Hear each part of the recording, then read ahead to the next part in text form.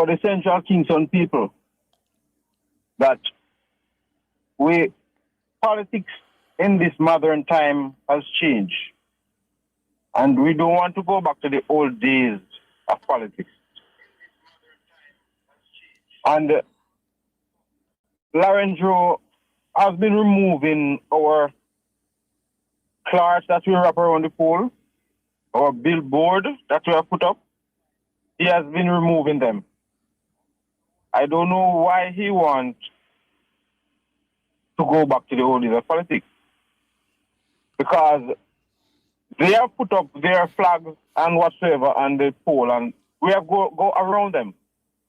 We have placed our billboard, our flag, our cloth. If we see for them posts have on green on it, we'll leave it alone and we put our orange where there's no green. They had their conference yesterday. They removed a portion of our orange. He was the one who led the men them remove a portion of our orange and replace them with green. What you're saying, Lawrence Rowe did that? Yes. You saw him, sir? Not me saw him, people saw him doing it. So you take hearsay?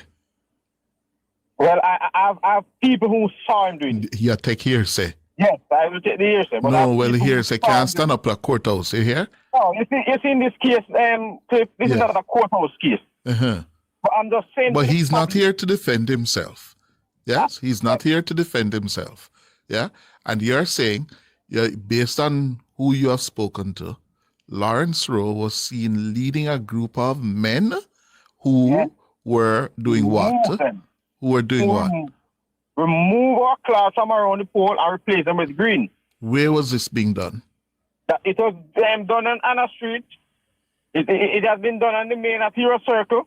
What it time? It has been done on John Street. What time of day was this being done? They're out in the night, Cliff. They don't put up cloths in the day like we. They put them up in the night. We hours of the night, they do it. We have gone around in the day and put up our thing clearly so everybody can see we're not vandalizing their stuff. They can see us putting up our stuff. We also play our music. So people hear the music and come out, come look. And I'm not where I hide and I do. But they are doing it in the night. In the wee hours, 2, 3 o'clock, I'm them out putting up flag and our stuff them. And your friends in the wee hours of the night could have make out Mr. Rowe doing it? Yes. Oh. Well, I can confirm what you're saying, sir. Yeah? And Mr. Rowe is not here to defend himself, so I'm skeptical about what you're saying. But I am saying he is the one who put himself in the spot in after the party of the tremor. Him is the one Mr. He put himself in that spot where the party has the tremor. Oh. Because I just feel like him untouchable. You can't talk to him about nothing. He must always above you. That's the type of person he is. His supporters, many of his supporters, custom have dog rotten in front of public. And I have spoken to him more than one time about it, Mr. Lawrence. Who are you, sir? Who are you? This is not how you do it. Who are you, sir? I was a part of Lawrence Rowe campaign team. Who are you? What is your name? I just give him a name on the air. Kemar. Kemar what? You don't need to know my last name, man. But you know Mr. Rowe last name, though. You're prepared to come here and call up Mr. Rowe last name, but you're not prepared to call up your name. The one where I know that is Lawrence Rowe name. And what about you? You come here and... that is Lawrence Rowe name. You know, you make the accusation, yes, against Mr. Rowe, not complimentary, yeah? And you don't want to tell me your name. What is your name? I just gave him my first name. Kemar what? Don't worry about the last name. Goodbye then. Goodbye. If you are not prepared to come here and identify yourself, yes, then you don't have the right to accuse anybody. If you're going to accuse anybody of anything that is not nice, you must have the courage to stand by what you're saying and identify who you are. But you're a coward. Yes, you're a coward.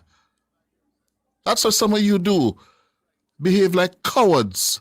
You accuse people and dodge and hide. Don't come here with it. 10 minutes after 11. Who is next? Marlon Morgan. Good morning. Well, I'm happy that for full disclosure, it is you who identified me just now, Chris. Because Yes, we're not sir. here to bring people's name into disrepute. We're just here to speak facts and truth as always. Morning, Mr. Hughes, and I would say morning to the good listeners. Good morning, Senator Morgan. Cliff, when you have sporting competition, whether it's a football match, cricket match, boxing, you name it, one of the things that coaches, handlers, and managers do, just like the onlookers, the spectators, they're able to look at what is happening even from the very early exchanges. We are in the very early exchanges of this lead-up in terms of a campaign, Cliff, for the next general elections. And as I observe even the early exchanges, I am gleaning, Cliff, that there is one team that is dealing in logic, compelling arguments, and underscoring those arguments with, evidence, corroborating it with tangible evidence. And there's another set of people who are dealing in the realm of the emotions and the sentiments, no logic whatsoever, really. And what they're doing is seeking to exploit deficits in knowledge. And by that I mean, Cliff, when you look at the arguments emerging from the PNP's platform, the increasing desperation is at an all-time high.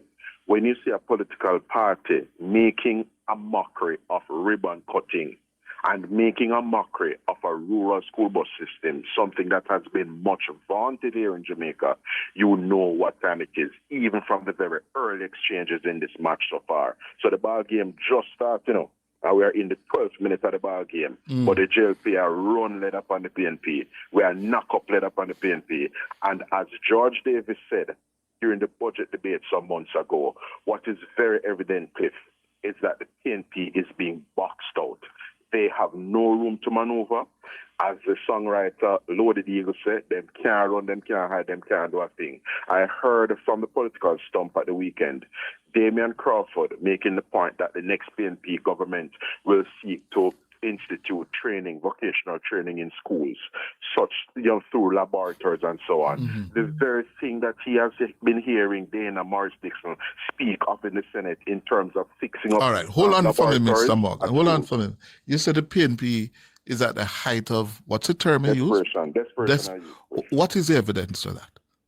The evidence of that is ridiculing and mocking ribbon cutting, not showing up for events from. Well, isn't that a criticism that is part of the course, par for the course? You're in a political campaign, and the Prime Minister has been doing a lot of ribbon cutting. That's a fact. Cliff, you will have, and that's indeed a fact, and a fact that we stand by and we're proud of. The point we're making, Cliff, is that doing things, executing projects and programs and delivering services to the people of Jamaica, whether it is a new bus, a newly renovated or built police station, a newly paved stretch of road, a newly commissioned water system, a newly opened hotel. These are precisely the things that the people elect governments to do. That Pedro Plains water system in St. Elizabeth, is something that was being spoken of from as early as the 1970s by Michael Manley. We have now broken ground in relation to that. And in the coming years, in a couple or so years from now, the farmers down in the southern plains of St. Elizabeth will be benefiting from more reliable supply of water.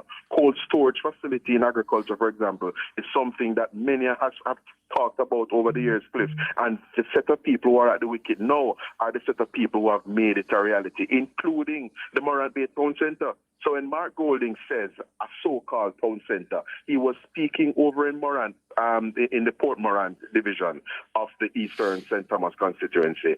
And the very people who stood in front of him, Cliff, are the very set of people who stand to benefit from the urban centre over there in Morant Bay. And that is the desperation I'm speaking to. How can you be ridiculing the very things that stand and will serve to benefit the people? But Mr. Morgan. Yes, Cliff. The PNP is in opposition going 10 years now. Come with your alternatives. Come with your ideas. Don't come with bad-mouthing and berating Jamaica and decrying the things that are good for Jamaica. But if them don't have it, what do you expect them to do? If them Which not is have why a I'm calling it out. Because, Cliff, if me and my wife alone in my yard, no, say that I keep, that not benefit the JLP. I am here on your platform, reaching your, as Desmond McKenzie would say, your thousands and thousands and thousands of listeners and viewers, telling them the things them as other colleagues of mine have done, not least the Prime Minister himself. Mm-hmm. That is what this is about, because I'm drawing your Hold on for me, please, Mr. Morgan. We're up on a break. In this ball game. Hold on, please. Again, Mr. Morgan, Senator Morgan. Thank you for having me, Cliff. Yes. So you're saying that the PNP is desperately trying to find a message. And I'm saying, what do you want them to do? They don't have a message. They don't have a compelling message. Indeed. So they have to survive. They have to try a thing. And we can appreciate them trying a thing, and more and more of the Jamaican people are coming to that recognition and understanding, which is why more and more persons who identify as PNP supporters and have traditionally lent their support to them are seeing the light and are coming over and lending their support to the JLP, increasingly so. I get to understand that Craig Oates is over in Western Jamaica like a zealous evangelist, in just a convert people and I baptize them left, right, and center. So the simple point I'm making, Cliff, is that in this campaign, we know what the narrative is. We are coming with the logic and pointing people to what we have been achieving and what we undertake to do in a third term to make their lives better. And the PNP need to come and tell us how they will cut the debt. So they're taking issue with ribbon cutting, but we're not just cutting ribbon, we're cutting the debt. They must come and put on the table how they plan to cut the debt even further, how they plan to cut poverty even further, because we're cutting the debt, we're cutting poverty, we're cutting unemployment, we're cutting crime in terms of murders in particular, we're cutting inflation, we're cutting the hardship on people by increasing the minimum wage. The minimum wage at present is the equivalent of 100 United States dollars per 40-hour work week. When the PNP were in office, it was $50 per 40-hour work week. They need to put up or shut up. That's what we're dealing with in this campaign. And notice they can't come with the logic. They just have to appeal to emotions and seek to exploit people's ignorance. And those are the things I am here and others on this campaign are here to put the spotlight on and to call out in this campaign, as Daryl Vaz, for example, has been doing with Missionary Zeal. They are bad mind. They are envious of the achievements of the government and the things that are serving to improve the people's lives. Mr. Morgan, and it is highly unfortunate. Mr. Morgan, after the advertorial, let's discuss now. Yes? Yeah. This election is going to come down to what? This election, Chris, like all elections, come down to the battlegrounds. Remember that body of work that Derek Ramsamush did in the lead up to the 2016 election. Dan Anderson goes into South St. Andrew and West Kingston and poll all over the place. I think more focused polling in terms of the battlegrounds, yes? Northwest St. Anne, the East Rural St. Andrews of this world, the Southeast St. Elizabeth. You get the point. Those are the seats that the election will come down to. But from a strategy standpoint, of course, the election will come down to mobilization, resources, messaging, and, of course, political organization. So I am, of course, among those persons who are dealing with the messaging and the communication. What you call political organization?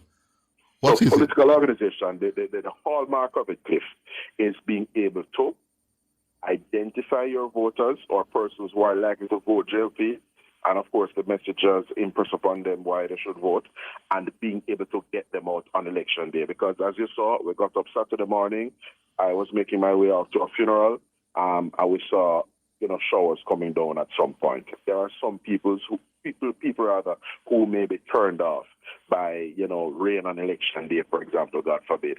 But the point is being able to identify your voters and go and mobilize them on election day. That's what all of this comes down to, because it is the ballot in the box at the end of the day on election day that matters. It is what separates the boys from the men and the wheat from the shaft. Yes. But the PNP is saying more than quietly, loudly, that they have the better organization. They're going to beat you on election day. They're going to beat you between 5 a.m. and 5 p.m. I expect the PNP to say no differently, Cliff. The truth of the matter is that this is not a talking game.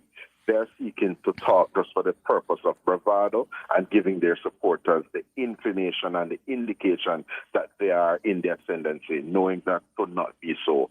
They could not show up at Nationwide Bradley Avenue a few Fridays ago when we were having the revelation of the party standings for Blue Dot Poll. But they're saying now, Ms. Senator Morgan, that listen, if you're so confident about your messaging and your organization, why is the Prime Minister delaying the election? Why hasn't he called it yet? Excellent question, Cliff. And what I say to the PNP before I come to respond to your primary question is this. The longer the election takes for call, it's the more points they lose in the poll, as we saw the Donald's poll the other day, and it's the more seats that they'll be standing to lose. Yes?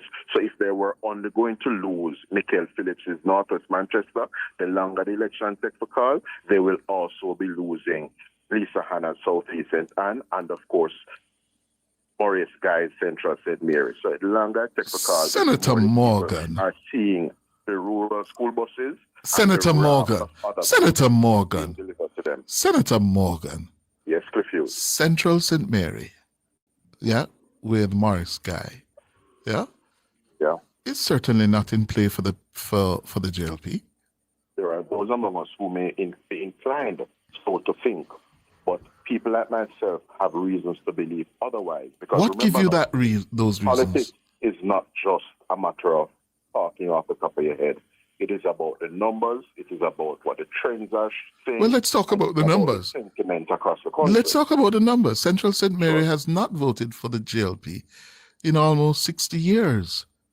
You're right. Why will it vote for it in 2025? Because Central St. Mary, relative to the rest of Jamaica and other constituencies where there has been considerable improvement and progress, has not benefited from development, and the people are increasingly coming to see the light, which is why persons who were avowed and card-carrying supporters of the PNP are now converting to the JLP. Lawrence Rowe's remarks in Central Kingston last evening, Cliff, were very instructive. Lawrence Rowe grew up basically as a PNP sympathizer. We know the circumstances under which he has come to separate from the PNP. But even before 2025, Lawrence Rowe, from as far back as 2020, was having none of it. And he, on the platform yesterday, conveyed that much, because what he was saying is that he would have seen over the years, in the tenure of Ronnie Thwaites, prior to him, Victor Cummins, I believe it was, yes, that there were no marked and meaningful development in Central Kingston. So this gives you an idea of just what we're talking about here. Chalk to cheese. Donovan Williams, as MP, in as few as 4.5 years, has been delivering for the people of Central Kingston. So that is Central St. Mary. You're going to Central Kingston. You're going to Central Kingston now. Let me bring you back to another one. To make the example, to make the illustration. But that's why I did that. Hold it. You said Northwest Manchester is also in play now with Michael Phillips. And has always been in play, and then in a play worse now, because the person who is the spokesperson for the PNP on transport is now disavowing or registering, non-support for the rural school buses, so much so that he didn't go last week when the 93 JTC buses were being handed over, though he was on the program to even give remarks, I gather, at that event. And that was not the school bus, that was the 93 buses. What is your best projection in terms of the seat counts at the end of the night, Mr. Morgan? I spoke on a program called All Angles a few Wednesdays ago, and I indicated at least 40, and I mentioned upwards of 40. That was my direct response on that Morgan, program.